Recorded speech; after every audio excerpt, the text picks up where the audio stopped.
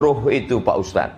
Buku yang paling lengkap tentang ruh ini ditulis oleh Imam Ibnu Qayyim Al-Jauziyah. Judulnya Ar-Ruh. Diterjemahkan ke dalam bahasa Indonesia 3 huruf, Roh, R-O-H. Dulu pernah kita bedah buku di Masjid Agung An-Nur. Pendapat pertama mengatakan ruh orang baik letaknya di Illiyin. Ruh orang jahat letaknya di Sijjin. Pendapat kedua mengatakan ruh itu letaknya di alam barzakh, di kubur itu. Pendapat yang ketiga mengatakan ruh itu letaknya al-arwahu mursalatun haitsu sya'at. Maka ruh lepas bisa pergi kemana sekehendak hati dia. Pendapat yang keempat mengatakan ruh itu berada di suatu, banyak betul pendapat. Kontradiktifkah pendapat-pendapat ini? Tidak. Kenapa begitu? Karena ruh itu bukan jasad fisik macam kita yang terikat oleh ruang, tempat, dan waktu. Oleh sebab itu, ruh yang berada di Illiyin bisa pindah ke alam kubur dan bisa pindah lepas melihat, tapi sesuai dengan kehendak Allah. Tak ada ruh itu yang lepas tanpa izin dari Allah. Sama macam anak tinggal di pesantren, tak mungkin dia bisa lepas pintu tanpa izin dari ustaz. Maka begitulah ruh-ruh itu dalam kuasa Allah. Innama amruhu idza arada syai'an ayaqula lahu kun. Dalam Islam tak ada ruh gentayangan, tak ada. Orang yang mengatakan ada ruh gentayangan itu terlalu banyak menonton film hantu. Lama-lama dia jadi hantu. Ibu-ibu jangan nonton film hantu. Kalau ibu jadi hantu, anaknya tuyul. Oleh sebab itu maka dalam Islam tak ada ruh gentayangan. Yang ada itu bahwa ruh itu dalam kuasa Allah SWT. Jadi kalau nanti mana tahu Abdul Somad meninggal dunia, tiba-tiba orang di Pekanbaru ini ada yang kerasukan, kemasukan, kesambet kata orang Jawa, kesapo kata orang Melayu. Tiba-tiba ditanya dia, fulan yang kerasukan. Ya, siapa kau ini? Aku Abdul Somad LCMA. Kalau memang kau betul Ustaz Somad, coba kau ceramah dulu. Assalamualaikum. Itu bukan ruh Abdul Somad. Karena ruh tak bisa dipanggil dan ruh tak bisa masuk ke badan. Lalu yang masuk itu siapa? Bisa pula dia bercerita, dia berjalan katanya. Kalau memang kau betul Abdul Somad, coba ceritakan perjalananmu dulu. Aku pertama kali ceramah bulan Oktober 2010 di Islamic Center Pasir Pengarayan dibawa oleh Dr. Andus Haji Ahmad MSI. Hah? Iya ini Ustaz Somad nih. Bukan. Itu adalah jin Qorin. Qorin artinya selalu bersama. Waktu saya lahir ada jin yang ikut waktu saya lahir. Itulah maka jin itu mencucuk pusat anak yang baru lahir itu, menangis anak itu. Karena jin yang lahir itu ikut sama dia. Lalu kemudian ketika orang itu mati, jin itu tidak mati karena jin umurnya panjang. Dan jin itu ingat dan dia bisa meniru. Ya, sebab itu kalau ada anak-anak kita balik ke rumah selalu menirukan gurunya. Guruku yang ini begini cakapnya guru. Itu ada bakat-bakat jin. Oleh sebab itu maka jangan percaya kepada yang model-model begini, karena ini bisa merusak akidah. Jadi dulu di Eropa itu ada tradisi memanggil roh. Istilah Arabnya namanya tahdirul arwah, memanggil roh. Rupanya Syekh Muhammad Abduh dari Kairo, waktu itu dia sedang berkonflik masalah politik dengan Raja Mesir. Larilah dia ke Paris, Perancis. Dihadirkan di majelis itu, majelis memanggil roh itu. Kalau tempat kita macam jelangkung. Lalu kemudian dimintalah kepada Syekh Muhammad Abduh, Syekh Muhammad Abduh dari Mesir, ya, mau pesan roh siapa? Request roh siapa? Bisa kita panggil. Roh bapakmu, roh emakmu, siapa?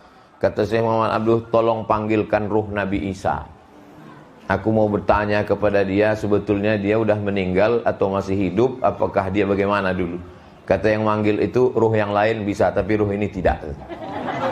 Nah, jadi ulama itu cerdas luar biasa. Dalam satu kata-katanya itu mengandung hikmah karena dia dapat ilham dari Allah Subhanahu wa taala.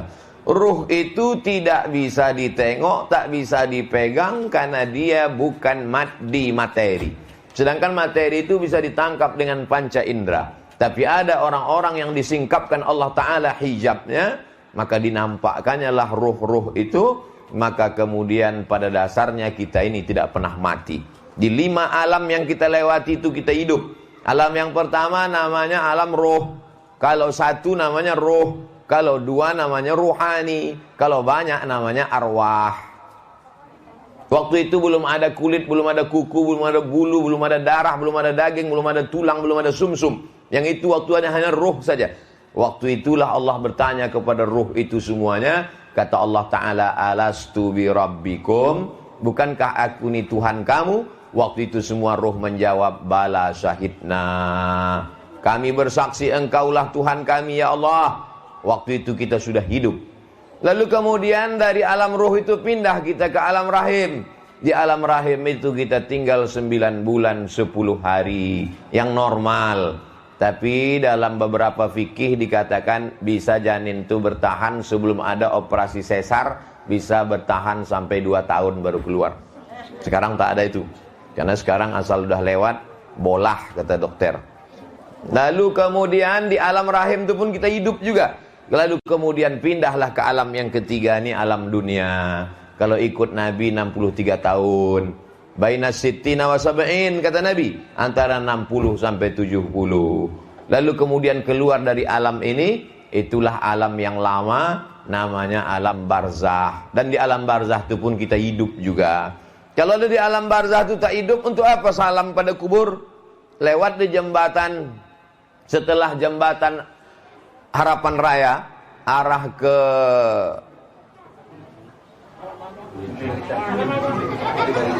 ke apa tuh?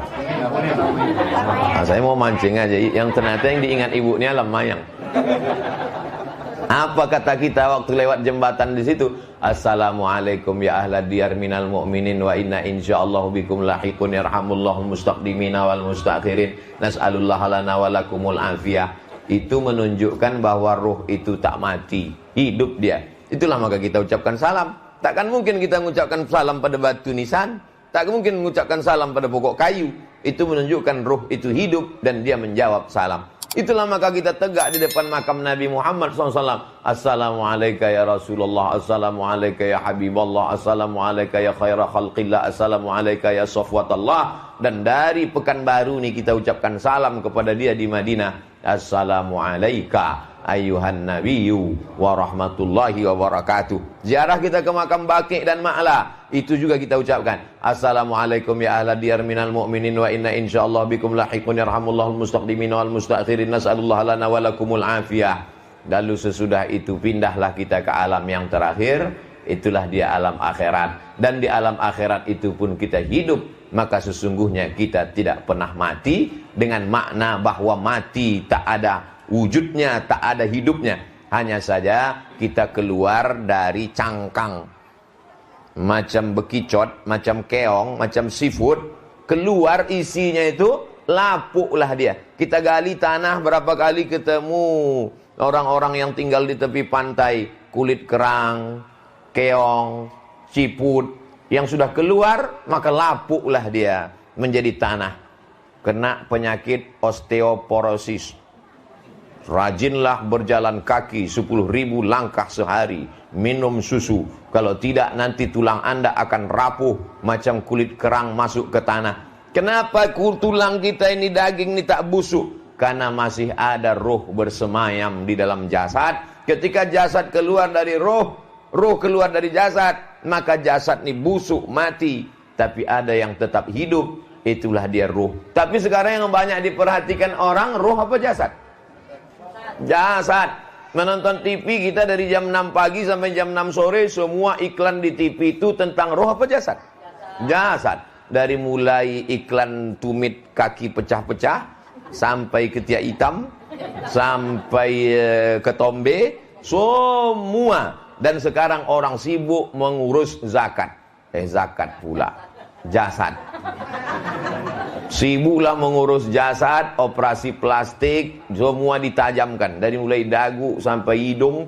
Tapi tajamnya cuma 2 bulan. Habis itu mengelupaslah hidung tadi. Memanjang pas macam mak lampir nenek sihir. Yang tersinggung berarti operasi plastik. Nah, oleh sebab itu maka yang paling kita pentingkan ini seimbang antara ruh dan jasad. Seimbang antara zahir dan batin, seimbang antara spiritual dan material. Material benda, spiritual adalah yang tak nampak. Orang-orang barat itu pun sesungguhnya percaya sama ruh itu. Mana pula ada orang barat tuh percaya sama ruh, Pak Ustadz? Buktinya orang barat kalau dia mau tenggelam di laut, dikasihnya kode ke atas supaya datang rescue penyelamat helikopter. Apa dikasihnya simbol? SOS. Apa arti SOS itu? Save our soul. Save, selamatkanlah. Our, kami. Soul, ruh. Selamatkanlah ruh kami. Orang Indonesia mengakui adanya ruh itu. Baik Islam maupun tak Islam. Tercantum dalam lagu kebangsaan Indonesia Raya. Bangunlah jiwanya. Bangunlah badannya. Kenapa jiwa dulu baru badan? Karena memang dulu ada jiwa baru badan. Jadi agama apapun dia, orang manapun dia, tentang ruh ini dia percaya. Hanya saja ada sebagian orang yakin tak yakin. Aku ruh ini tah dan tah tidaknya, kata dia. Tapi kita yakin seyakinnya, karena dalam Quran dikatakan yas'alunaka 'anir ruh. Mereka bertanya kepada engkau tentang ruh. Qulir ruhu min amri rabbi. Katakan ruh itu urusan Allah. Wa ma utitum minal ilmi illa qalila. Dan engkau hanya tahu sedikit saja tentang ruh itu. Ini pembahasan yang pertama. Yang kedua, bahwa malam ini kita bersilaturahim. Man ahabba ayyubsatalahu fi rizqihi, siapa yang mau lapang rezekinya, wa yunsa'alahu fi atharihi, murah rezekinya, panjang umurnya, hendaklah dia menyambung tali silaturahim. Tadi kata Pak Ahmad, mohon maaf Bapak Ibu, kami hanya menyediakan bingkisan 500. Apa kata oma-oma di belakang? Kami cuma mau mendengar tausiah Pak Ustadz. Artinya apa? Sohibul bait khawatir, karena memang begitulah tuan rumah biasanya. Dan rupanya tamu-tamu memang meniat dari rumah mau datang bersilaturahim. Panjang umur, murah rezeki. Bahwa kemudian dia tak dapat, itu memang takdir lah. Bapak Ibu yang dimuliakan Allah Subhanahu wa taala. Jadi maksud saya silaturahim ini sekarang banyak putus. Jadi sebetulnya apalah yang mau tujuan daripada Isra Mi'raj Maulid Nabi, nuzul Quran, malam tahun baru hijrah. Nah, nikah anak orang ada walimah, lalu kemudian lahir anak orang ada akikah, ada yang meninggal takziah, ada yang baru wisuda tahniah. Itu sebetulnya hanyalah momen mempersatukan kita untuk silaturahim. Makanya datang. Saya malam pertama datang. Kemudian sesudah itu malam ketiga datang. Habis itu malam ke-40 saya bilang tak bisa Pak. Saya 40 ini sedang di luar. Tak apa-apa Pak Ustaz. 41, 42, 43, 45. Kata Pak Ahmad. Jadi teringat, senyum sendiri saya waktu dibilang Pak Ahmad 42, 43 tak masalah. Waktu itu ingat saya kepala dinas PU menjemput saya ke Panam jam 10 malam. Bisa Ustaz datang ke Pasir Pangarayan? Saya bilang saya tak bisa. Karena saya hari ini mengajar penuh kelas internasional. Jam 10 malam saya baru keluar kelas. Maksud saya ngasih tahu jam 10 malam itu artinya batal kalah acara nih. Tiba-tiba jam 10 malam datang kepala dinas PU ke Panam. Kenapa Bapak datang? Jemput Ustadz. Siapa nyuruh? Pak Ahmad gitu. Tapi saya bilang malam tak bisa. Bupati kami itu tak ada gigi mundurnya gitu. Almarhum udah Pak Kepala PU. Allahumma firlahu warhamhu wa'afihi wa'afwa. Jadi pahamlah Bapak kenapa sering saya kemari. Karena memang tak ada gigi mundur. Maju terus.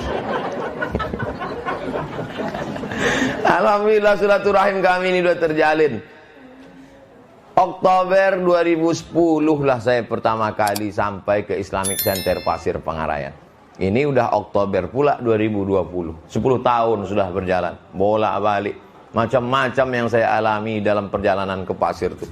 Pernah waktu itu haul Syekh Ibrahim Al-Khalidi An-Naqsabandi, mursyid tarekat Naqsabandiyah, datuk beliau. Syekh Ibrahim punya anak namanya Hajah Siti Fatimah. Hajah Siti Fatimah punya anak namanya Dr. Andus Haji Ahmad MSI. Haul lah waktu itu. Janji jam 9 pagi. Sudah jam 9 saya masih lagi dikasihkan. Sementara jauh lagi Pasir Pangarayan. Teleponlah Pak Aman. Ustadz di mana? Dikasihkan Pak. Lama lagi sampai. Tak sampai nampaknya Pak. Kenapa? Bengkok tiang cepron itu saya tabrak Pak. Itu kan jalan lurus. Jam 6 pagi. Jam 6 tuh matahari baru terbit, tak nampak. Gas tuh pula mau aja 120.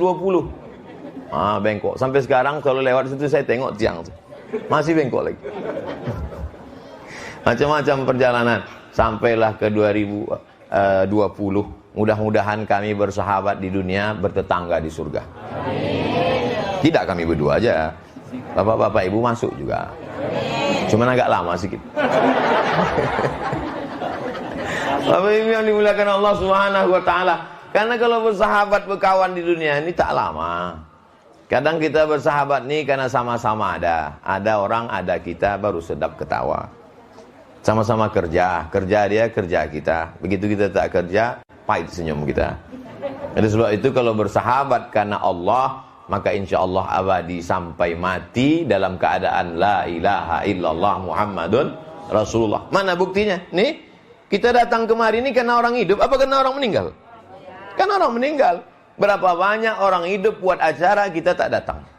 Bupati, wali kota, gubernur, anggota dewan membuat open house. Belalat makanan itu tak ada orang datang. Kenapa? Open house tapi hatinya tidak open heart. Tapi malam ini orang datang karena meninggal dunia. Maka kalau ada orang meninggal dunia banyak yang datang, saksikanlah bahwa orang itu orang baik. Ini menunjukkan almarhum almarhumah adalah orang baik. Coba kalau orang mati gantung diri, takut orang datang. Kau ke sana, ngeri Pak Ustaz. Nanti balik entah apa-apa nampak gitu. Alhamdulillah, masya Allah. Saya mohon maaf Bapak Ibu banyak membelakang ke sana daripada kemari.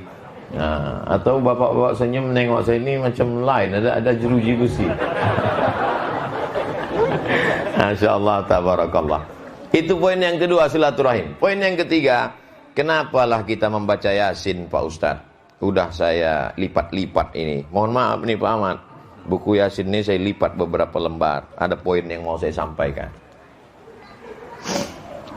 Inna nahnu nuhyil mauta. Kami menghidupkan orang mati. Wa naktubu ma qaddamu wa asarahum. Kami tulis amal-amalnya dulu, bahkan bekas-bekas tapak kakinya. Bekas tapak kaki Bapak Ibu datang malam ini kemari, itu ditulis malaikat. Wa kulla syai'in ahsaynahu fi imamim. Semuanya kami tulis dalam buku catatan yang nyata.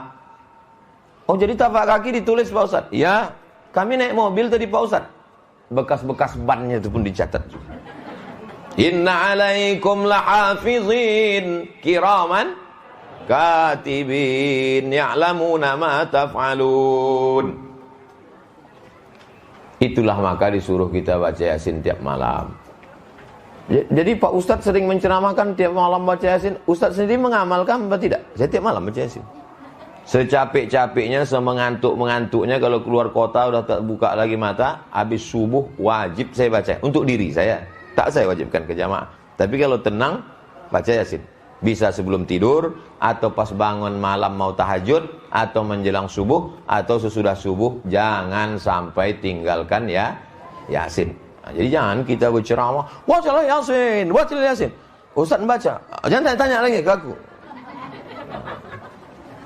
Sesudah baca Yasin itu hadiahkan pahalanya ke almarhum almarhumah, muslimin muslimat, mukminin mukminat. Habis itu bertawassul dengan surat Yasin. Karena kata Imam Abul Fida Ismail Ibnu Katsir, la tuqra'u fi amrin asirin illa yassarahullah. Ada perkara yang sulit, yang payah, maka dimudahkan Allah SWT. Ya Allah, aku bertawassul kepada Engkau dengan kemuliaan surat Yasin ini, maka mudahkanlah ini dan ini. Itu di antara kemuliaan surat Yasin. Saya lipat lagi bagian yang kedua.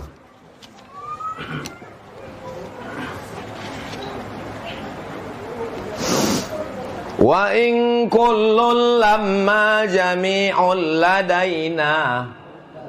Semuanya nanti akan dikumpulkan, didatangkan kepada Allah. Semua. Maksud semuanya apa Pak Ustaz? Semua perbuatan kita, yang kecil-kecil, yang besar-besar. Faman ya'mal mithqala dzarratin khairan yarah. Semuanya didatangkan. Kalau dia pedagang yang curang-curang seon, dua on, semato, dua mato, dinampakkan. Kalau dia pegawai, berdatangan tanda tangan. Kalau dia dosen, berdatangan kapur tulis, papan-papan tulis, whiteboard itu datang semua. Itu maka saya kalau mengajar di pertemuan ke-16 saya tanya, adik-adik mahasiswa sekalian, selama 16 tatap muka pertemuan ini, ada mungkin saya terlambat, ada mungkin saya menyinggung perasaan, saya minta maaf. Mau kalian maafkan saya? Mau, kata dia. Disangkanya saya minta maaf itu nilai A. Yang CC juga. Daripada kita cari dia di akhirat. Nanti di akhirat itu berdatanganlah dia semua yang kita buat, teman. Ini dia. Wa in kullul lamma jami'un ladaina muhdarun. Waktu itu zaman Nabi pegawai pencatat zakat. Maka kalian yang curang menghitung kambing, kalian akan memikul kambing mengembek di tengkuk kalian. Yang kalian curang menghitung sapi, kalian akan memikul sapi mengemuh di pundak kalian, kata Nabi. Nah, waktu itu belum ada mobil. Dan kalau untuk pegawai-pegawai zaman sekarang, banyaklah nanti yang memikul-mikul mobil di akhirat. Masih bangga kalau mikul mobil. Kalau mikul bakwan, yang dulu waktu SMP makan 3 bayar 1. Nah, Ustaz macam tak pernah aja. Saya sekali pun tak pernah. Kenapa Ustaz tak pernah buat macam itu? Padahal Ustaz kan waktu itu belum Ustaz. Tapi setiap, ingat saya itu, sekarang kalau saya pergi ke sekolah saya itu, singgah saya ke warung itu, yang punya warung itu tinggal anak-anaknya sekarang, sudah meninggal. Saya tak pernah menipu mak kalian. Kenapa? Karena setiap aku makan di sini, yang kulihat itu seolah-olah emak aku. Maka kalau aku curangi mak-mak itu berarti menipu mak aku sendiri. Jadi kalau ibu kuat hubungan emosional dengan anak ibu tidak akan mencederai, menzolimi emak-emak yang lain. Karena ketika melihat emak lain, itu adalah emak dia. Jadi waktu kami di Mesir kuliah 3-4 tahun, musim haji pergi kami ke Makkah. Maka menengok emak-emak, tengok, oh lah beginilah emak-emak awak di kampung. Dia tengok. Cuman kadang emak-emak haji ni takut pula dia tengok. Sangkanya mau copet. La ilaha illallah. Sesoleh ini awak. Oke, ini lipatan ketiga. Sebetulnya saya sudah mengajarkan surat Yasin ini khatam di Masjid Syakirin di depan Loteman. Masjid Syakirin di depan rumah Al-Mukarram Ustadz Munziri Ali LC. Beliau itu dosen saya. Waktu saya pulang dari Mesir, diteleponnya lah saya. Assalamualaikum. Waalaikumsalam. Saya ketua Masjid Syakirin. Bisa Ustadz datang ke masjid kami ngisi pengajian? Insyaallah Pak, kata saya. Dia tak ingat sama saya. Saya mahasiswa dia, saya ingat. Dulu waktu dia di kelas itu dibilangnya gini. Man istata'a minkumul ba'ah falyatazawwaj. Siapa yang sudah mampu untuk menikah, menikahlah. Ba'ah itu bahasa Arabnya artinya mampu. Ditanyanya kami, tahu kalian arti ba'ah? Ba'ah itu mampu Pak, bukan. Ba'ah membeli bareh, ba'ah membuat rumah, ba'ah. Nah jadi sudah saya ke Mesir 4 tahun, balik ke Pekanbaru, dia tak ingat, saya ingat. Jadi waktu dia telepon, Bapak dosen di UIN ya? Iya, katanya. Dulu saya pernah juga Pak di UIN. Begini cerita dosen itu Pak. Man istata'a minkumul ba'ah falyatazawwaj. Ba'ah membeli bareh, ba'ah membeli rumah. Ketawa dia. Saya tuh katanya. Saya mahasiswa Pak dulu Pak. Oh, ayo saya datang ke masjid Bapak. Di situlah saya khatamkan kajian surat Yasin. Khatam surat Yasin, sudah itu pindah. Bapak Ibu, karena kita sudah khatam surat Yasin, maka kita pindah ke kajian juz amma yatasaalun. Udah itu beberapa kali saya tak datang, malu saya, sampai sekarang tak pernah datang lagi. Jadi jangan kita bid'ahkan orang baca Yasin. Kalau kita mau meluruskan, kita alih dari baca Yasin ke tahsin tajwidnya, dari tajwidnya ke tafsirnya. Setelah jamaah itu nanti hatam tafsirnya, dia sendiri akan meminta ke surat yang lain. Jadi ide saya mengajarkan tafsir surat Yasin itu dulu awalnya, ceramahlah saya ke arah lipat kain sebelah kiri. Habis jalan aspal, masuk jalan tanah. Habis jalan tanah, tak bisa lewat motor. Naik Honda kami dalam ke pokok-pokok gotah. Sampai di dalam itu, datanglah bapak-bapak. Ustaz Somad dulu kami di kampung ini baca Yasin seminggu sekali malam Jumat. Terus sekarang masih ada Pak? Tak ada lagi. Kenapa? Datang penceramah masuk kemari, kata dia baca Yasin malam Jumat itu bid'ah. Sesudah itu udah 2 tahun kami tak ada muka Quran lagi. Jadi sebetulnya itu cara ulama dulu supaya memasyarakatkan ini Al-Quran diawali dengan Yasin. Karena Yasin itu dalam hadis disebut qalbul Quran. Hatinya Quran itu Yasin. Kalau sudah hatinya dihafal, hatinya dipegang, sentuhlah dia tepat di hatinya, dia akan milikmu untuk selamanya. Makanya orang kalau mau ngapal Quran tuh yang dihafal pertama surat Yasin dulu. Karena hatinya Quran Yasin. Dah masuk lipatan lagi. Wa yaquluna mata hadzal wa'du in kuntum. Begitulah mereka dulu menantang. Kalau memang betul kami ini akan mati, kalau memang betul kami nanti akan masuk neraka, mana dia? Mana kata dia menantang. Lalu apa jawaban dari Allah? Ma yanzuruna illa sayhatan wahidatan ta'khuzuhum wa hum yakhisimun. Sekali aja malaikat itu memekik, sayhatan wahidatan itu artinya memekik. Sekali malaikat memekik, ta'khuzuhum, mencabut nyawa mereka, tercabut ruh mereka karena pekikan malaikat itu, wa hum yakhisimun. Ketika sedang berkelahi pun tak selesai kelahinya. Kalau ada orang sedang berkelahi kan, kalau mau kita, ada orang sedang berkelahi, kemudian kita kasih tahu dia, itu ada pembagian sembako dari caleg sana. Tunggu, selesaikan kelahiku ini dulu. Tapi ketika malaikat itu berteriak, sekali teriakan malaikat, tak sempat dia selesai berkelahi. Maksudnya apa? Mati kontan. Mati itu ada yang cash, ada yang kredit. Mati kontan. Tak percaya saya Pak Ustadz, teriakan malaikat bisa membuat orang mati? Pesawat Concorde kalau dihidupkan di Simpang 3, meletuplah jendela-jendela kaca orang Simpang 3 itu. Itu pesawat Concorde. Bagaimana kalau malaikat yang menjerit lebih kuat daripada suara pesawat Concorde? Macam mana rasanya mau meledak gendang telinga itu Pak Ustaz? Masuklah menyelam ke dalam laut, itu macam dicucuk besi telinga itu. Ustaz kok tahu? Kemarin saya menyelam di Lombok. Saya cuma mau ngasih tahu saya kemarin nyelam, itu aja. Mau meletup dalam telinga itu pecah. Saya bilang ke instruktur, naik Pak, naik, tak tahan. Sampai ke atas, baru dipencet hidung nih, supaya telinga ini mendengung balik. Ustaz, naik kita ke sampan? Enggak, sedap, masuk sekali lagi. Menengok ikan-ikan, menengok, tapi tak tahan dalamnya. Begitulah mereka mendengarkan teriakan malaikat tuh, mati. Saking cepatnya mati itu macam mana? Fala yastati'una tawsiyatan wala ila ahlihim yarji'un. Saking cepatnya mati itu, fala yastati'una tawsiyatan, tak sempat meninggalkan wasiat. Sekarang orang kalau mau mati masih sempat meninggalkan wasiat. Kata dia sebelum mati, ditanya Allah sama bininya, apa bang? Apa bang? Ada bini simpananku sana. Mati lah bang itu. Kalau mati itu udah mau datang, kata dalam surat Yasin ini, fala yastati'una tausiyatan. Saya paham, ibu memang dalam ketawa itu ada juga cemas dalam hati. Mak, kalau macam ini abang tuh nanti, insya Allah tidak ibu ya. Amin, amin kan bu? Makin kuat amin, makin takut.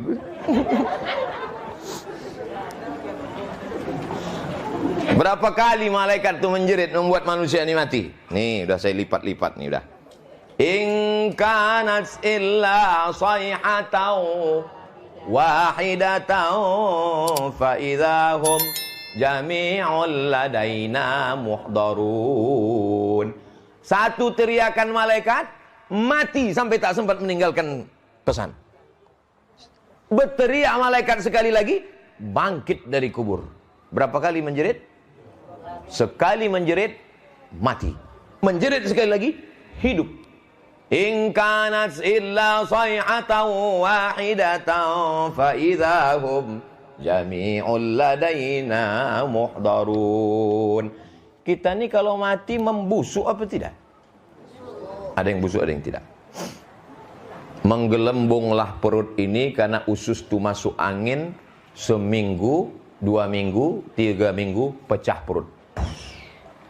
Berdatanganlah cacing-cacing tanah. Lalu kemudian setelah itu mata itu pun menghitam.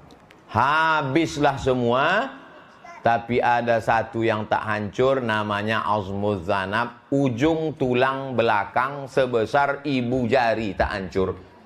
Itulah yang ditunjuk Allah Ta'ala, innama amruhu idza arada syai'an ayyakula lahu kun. Bangkitlah kita balik menghadap Allah. Tapi waktu PLTA Koto Panjang mau digali, dikasih tahulah ke masyarakat, ini kampung-kampung di PLTA Koto Panjang ini nanti akan habis.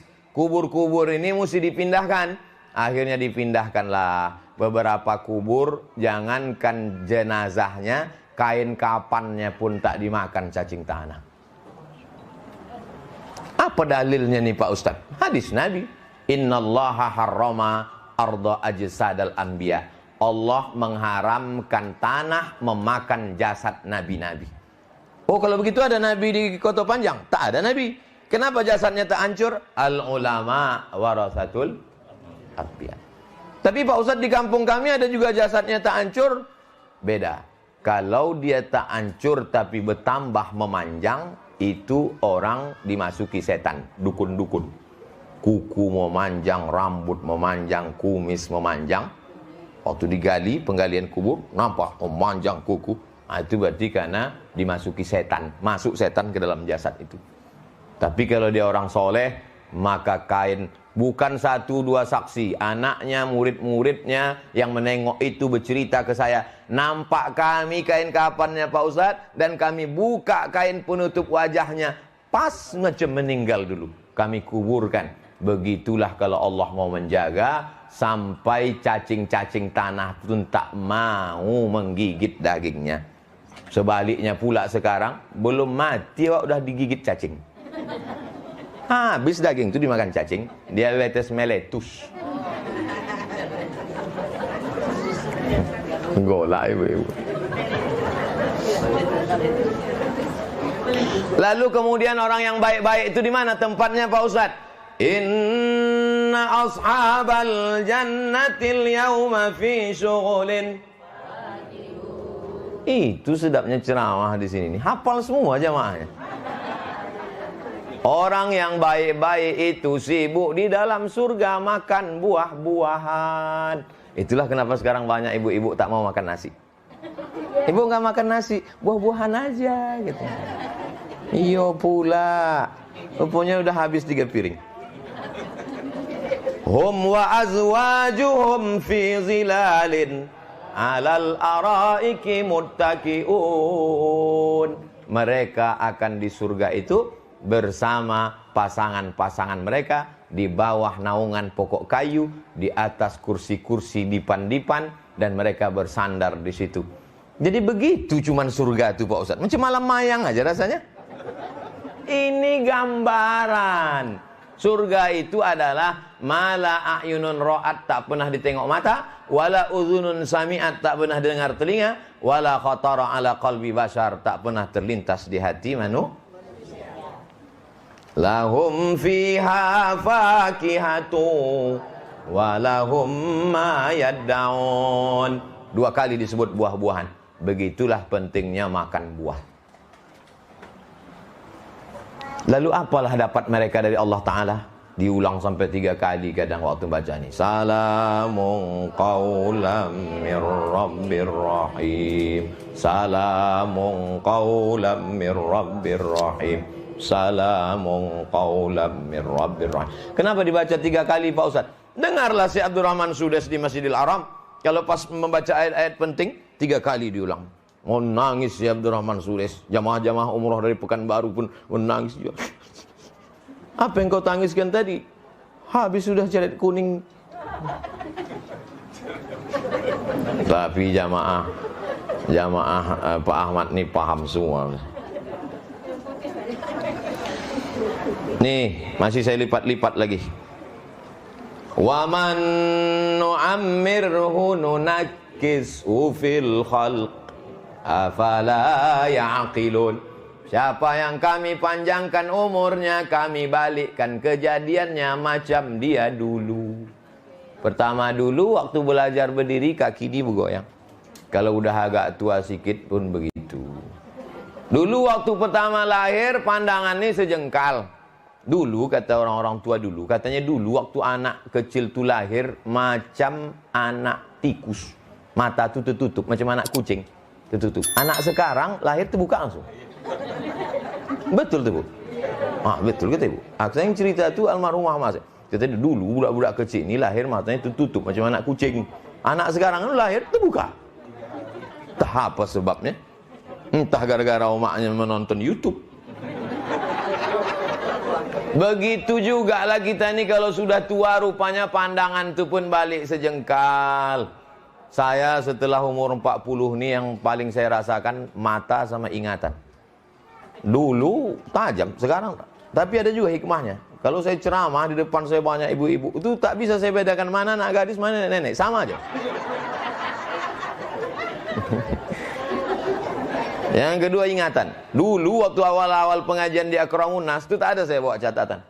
Sekarang pengajian pakai kitab. Susah mengingat, susah. Betul kata Allah Ta'ala. Wa man nu'ammirhu nunaqqisu fil khalqi. Kami balikkan kejadiannya. Anak-anak kecil mana dia ingat? Anak-anak kecil tu saya tes tu. Tak ingat, susah ingat. Begitu juga kita ni kalau sudah tua, baliklah. Ini ayat Yasin ni mengingatkan kita semua. Sampai kapan Ustaz selesai ceramah ni? Sampai habis Yasin ni. Innama amruhu idza arada syai'an an yaqula lahu kum fayakun. Sulit bagi Allah membuat kita ni hidup lagi. Tidak. Sulitkah bagi Allah mematikan kita? Tidak. Lalu kenapa tak dimatikan Allah orang-orang yang zalim, orang-orang yang aniaya itu? Karena Allah sayang dikasihnya waktu supaya orang itu bertaubat. Tapi kita lebih kejam dari Allah. Kalau ada orang salah kita doakan mampuslah ndaknya. Makanya kita ni jangan lebih kejam dari Allah. Kita doakan dia supaya dapat hidayah. Bisa? Saya tak bisa. Jamaah pula bisa. Ditutup dengan subhana. Fa subhanalladzi biyadihi malakutu kulli syai'in wa ilaihi turja'un. Kalau anak kandung membaca, anak almarhum Musalomah Tuan Haji, anak almarhumah Ibunda Hajah Nurani binti Kundur membaca, tak perlu disebutnya sampaikanlah pahala bacaan Yasin ini, tak perlu karena otomatis sampai. Tapi saya karena tak ada hubungan darah, maka perlu saya sampaikan Allahumma ausil thawabama. Nanti di doa penutup sampaikanlah pahala bacaan surat Yasin, Al-Fatihah, Qul huwallah, Qul bil falak, Qul bin nas, ayat kursi, awal Al-Baqarah, tahlil kami kepada almarhum almarhumah muslimin muslimat. Itu beda anak kandung dengan orang lain. Katanya Pak Ustadz kalau sudah meninggal dunia tak sampai. Orang meninggal dunia itu yang amalnya putus. Orang hidup kepada orang meninggal? Wah, saya tak percaya. Mana ada sampai amal orang hidup kepada orang meninggal? Salat jenazah itu amal orang hidup apa orang meninggal? Orang hidup. Yang salat itu kan orang hidup. Yang disolatkannya orang? Sampai tak amal dia kepada orang meninggal? Sampai. Kalau tak sampai, itu apa salat jenazah? Jadi nanti kalau ada orang mengatakan tak sampai amal orang hidup kepada orang meninggal. Mantap pendapat kau nih. Tak kami sembayangkan kau nanti. Sampailah amal hidup untuk meninggal. Hadis ada menyebut Pak Ustadz, ayu sadaqatu afdal. Ya Rasulullah, aku mau bersedekah. Sampai tak sedekahku ini ya Allah kepada emakku, kata Sa'ad. Nama sahabat itu Sa'ad. Sampai kata Nabi. Apa yang paling bagus ya Rasulullah? Sakyul ma, mengasih air minum. Buatkan sumur bor, biar tak putus-putus. Pergi saya ceramah ke Banjarmasin, Kalimantan.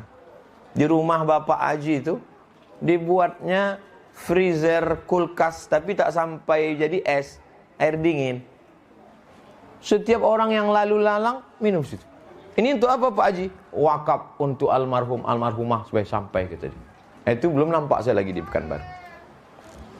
Di Mesir, di kampung di Mesir yang susah, itu di kampung-kampung tuh mereka buatkan tembikar. Tahu Bapak Ibu tembikar? Tanah liat besar. Itu diletakkan di tengah sawah, diisi air. Kami waktu itu sedang mancing, lewat di sawah, minumlah kami. Sejuknya, panas Mesir nih, tapi air dalam tembikar ini sejuk.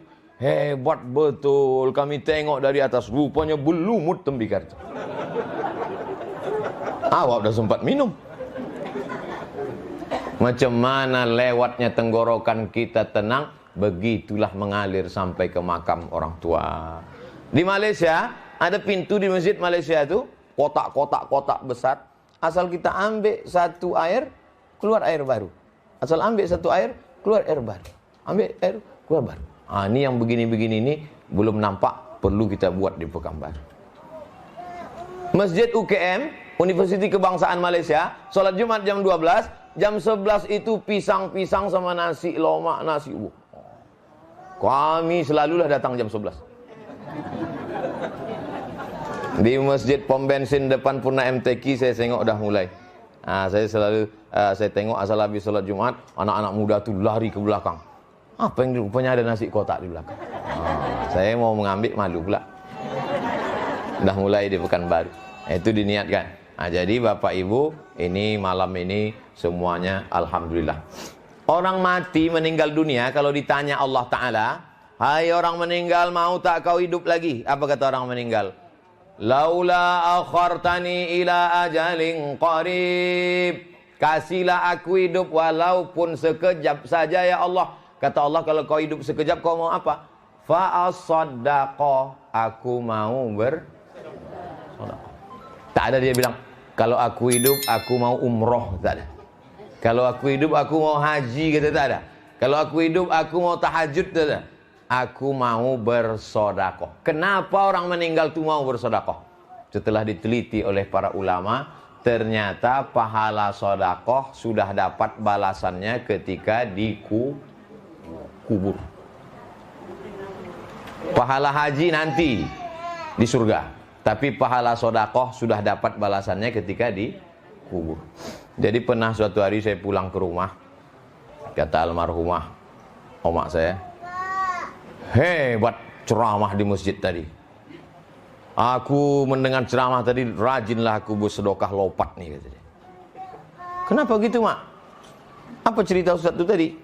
Kata ustaz itu ada penggali kubur. Terus penggali kubur ini digalinya kubur pagi. Padahal jenazah itu biasanya dikebumikan tempat kita setelah zuhur. Jadi digalinya pagi. Waktu dia menggali kubur pagi itu lewat pengemis. Kebetulan dia ada lepat. Dipanggilnya pengemis itu, dikasihnya lepat. Pengemis, udah makan? Belum? Ini lepat. Habis itu dia pun menggali kubur. Sesudah digalinya, tidur dia di samping kubur. Tertidur karena capek. Saking kan sedapnya tidur, terjatuh dia ke dalam. Pas terjatuh tuh tiba-tiba datang Mungkar Nakir. Marabbuka, kata Mungkar Nakir. Dia tak ada persiapan.